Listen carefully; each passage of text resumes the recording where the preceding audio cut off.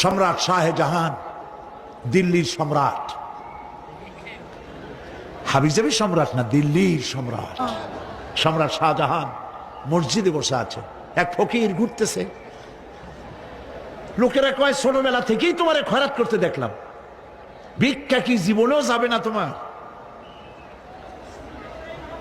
লোকটি বলছে আমি ভিক্ষা করবো ছাড়া আমার উপায়টা কি?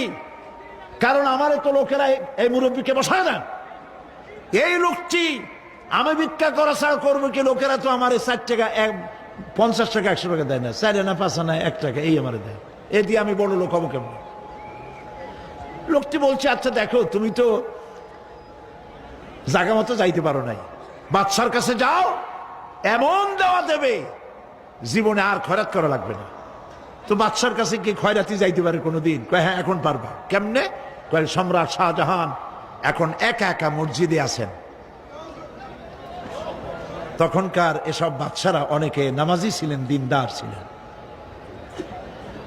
ফকির দরজার কাছে দাঁড়াইয়া দেখতে পাচ্ছে কেউ নাই, দেহরক্ষীরা দূরে দূরে দাঁড়ানো।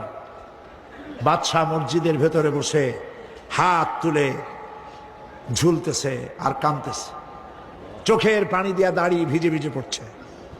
এই দৃশ্য অনেকক্ষণ দেখলো ফকির। কিছুক্ষণ পর সম্রাট শাহজাহান মসজিদ থেকে বেরিয়ে আসছে। ফকির বলছে আসসালামু আলাইকুম হুজুর। তিনি বললেন ওয়ালাইকুম আসসালাম, চলে গেল। বাদশা বলল আমার কাছ তো কেউ আইসা কিছু না চাইয়া তো যায় না, এরে দেখলাম খয়রাতির মতো কিছু চাইলো না, বেটা ভয় করলো নাকি? আমি এদিকে আসো। আসছে। ভয় পাইছো? কয় না ভয় পাইনি। তো কিছু যে চাইলে না? ফকির বলছে জাহাপানা সত্যিই কিছু চাইতে আসছিলাম, তারপর চাইলে না কেন? ফকির বলছে জাহাপানা সারা জীবন ভিক্ষা করেছি, আর আজ দিল্লির সম্রাটের কাছে বেশি পাওয়ার লোভে এসেছিলাম, কিন্তু আপনার দশা দেখা আমার জ্ঞানের চোখ খুলে গেছে।